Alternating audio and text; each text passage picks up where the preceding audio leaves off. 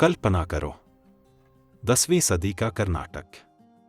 न कोई क्रेन है, न कोई जेसीबी, न कोई आधुनिक यंत्र।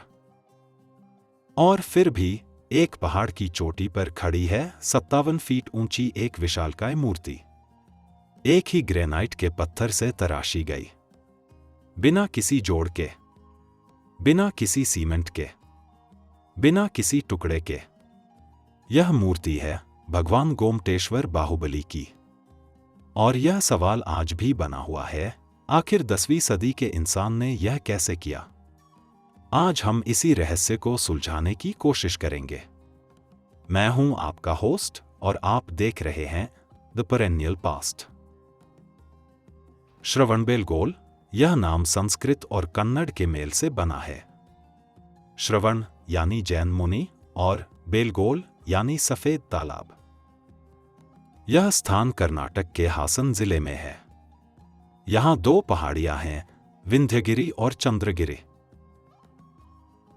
और विंध्यगिरि की चोटी पर विराजमान है गोमटेश्वर बाहुबली। यह प्रतिमा सन 981 ईस्वी में गंग वंश के मंत्री और सेनापति चावुंडा राय के आदेश पर बनवाई गई थी। जैन धर्म में बाहुबली को पहला तीर्थंकर ऋषभदेव के पुत्र माना जाता है, जिन्होंने सांसारिक मोहमाया त्याग कर 1 वर्ष तक खड़े होकर ध्यान किया। इसी अवस्था को कायोत्सर्ग कहते हैं। और इसी ध्यानमग्न अवस्था में इन्हें दर्शाया गया है, पैरों में लिपटी हुई लताएं, शांत मुद्रा और आंखें आधी खुली। अब आते हैं असली सवाल पर। 57 फीट की यह मूर्ति एक ही पत्थर से कैसे बनी? पहले समझते हैं, यह पत्थर आया कहां से? विशेषज्ञों का मानना है कि यह ग्रेनाइट उसी पहाड़ी का हिस्सा है जिस पर मूर्ति खड़ी है। यानी शिल्पकारों ने पहाड़ के ऊपर जाकर वहां मौजूद ग्रेनाइट की चट्टान को ही तराशा। यह मोनोलिथिक प्रतिमा है, अर्थात एकाश्म, एक ही शिला, एक ही रूप। लेकिन यहीं से सवाल और गहरे होते हैं। विंध्यगिरि पहाड़ी की ऊंचाई है लगभग 143 मीटर, यानी करीब 470 फीट। ऊपर चढ़ने के लिए आज 614 सीढ़ियां हैं। तो 10वीं सदी में औजार, मजदूर, पानी और खाना, यह सब ऊपर कैसे पहुंचाया गया?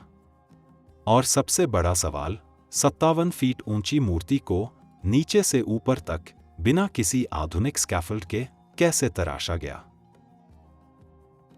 धीरे धीरे बारीक तराश की गई। स्टेप 3, स्कैफोल्डिंग का रहस्य। यह सबसे बड़ा सवाल है। 57 फीट ऊंची मूर्ति के ऊपरी हिस्से, चेहरे, छाती, हाथ को तराशने के लिए शिल्पकार ऊपर कैसे पहुंचे? एक थ्योरी है बैम्बू स्कैफोल्डिंग।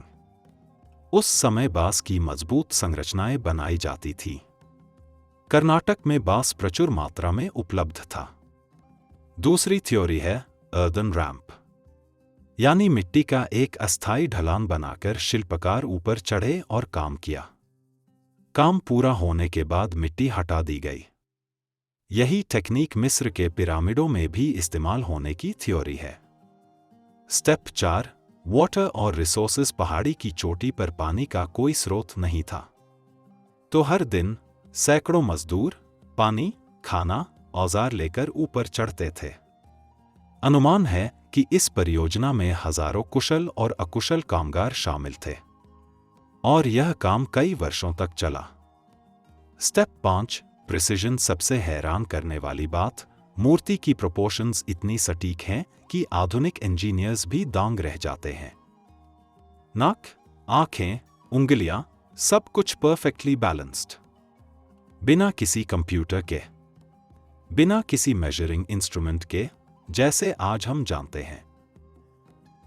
अब कुछ ऐसे फैक्ट्स जो शायद आपने पहले नहीं सुने। फैक्ट 1, मूर्ति की आंखें ध्यान से देखो। बाहुबली की आंखें न पूरी खुली हैं, न पूरी बंद। यह अर्धानिमीलिता अवस्था है, आधी बंद आंखें। यह ध्यान की सर्वोच्च अवस्था को दर्शाती है। इसे इतनी सटीकता से उकेरना 57 फीट ऊंची मूर्ति में अकल्पनीय है। फैक्ट 2, लताएं और सांप मूर्ति के पैरों और जांघों पर लताएं लिपटी हुई हैं।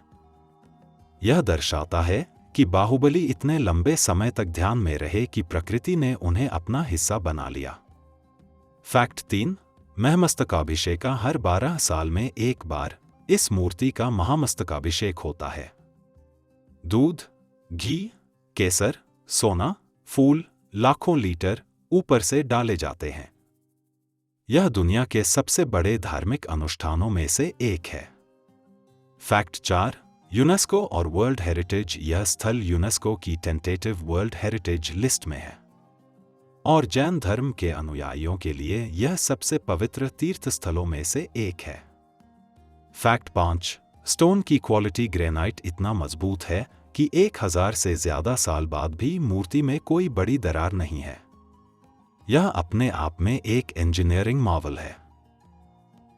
लेकिन दोस्तों, कुछ सवाल आज भी अनुत्तरित हैं।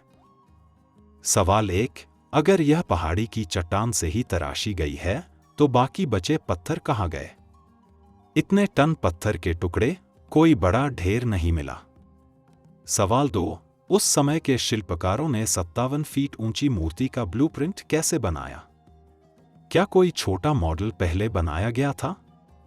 सवाल 3, स्कैफोल्डिंग का कोई ऐतिहासिक प्रमाण नहीं मिला, तो फिर ऊपर काम कैसे हुआ? सवाल 4, मूर्ति की सिमेट्री इतनी परफेक्ट क्यों है? क्या उस समय कोई ऐसी मेजरमेंट टेक्निक थी जो आज हम नहीं जानते?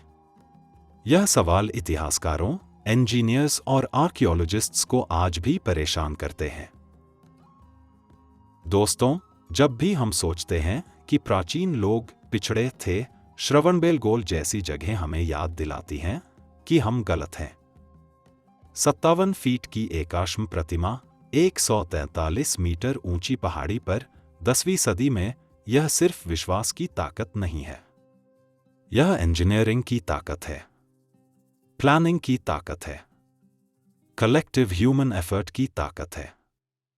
हमारे पूर्वज हमसे कहीं ज्यादा कैपेबल थे और द पेरेनियल पास्ट इसी सच को आप तक पहुंचाने के लिए है। अगर यह वीडियो अच्छी लगी, लाइक करें, चैनल को सब्सक्राइब करें और अपने दोस्तों को शेयर करें। कमेंट में बताएं आपको कौन सा सवाल सबसे ज्यादा मिस्टीरियस लगा।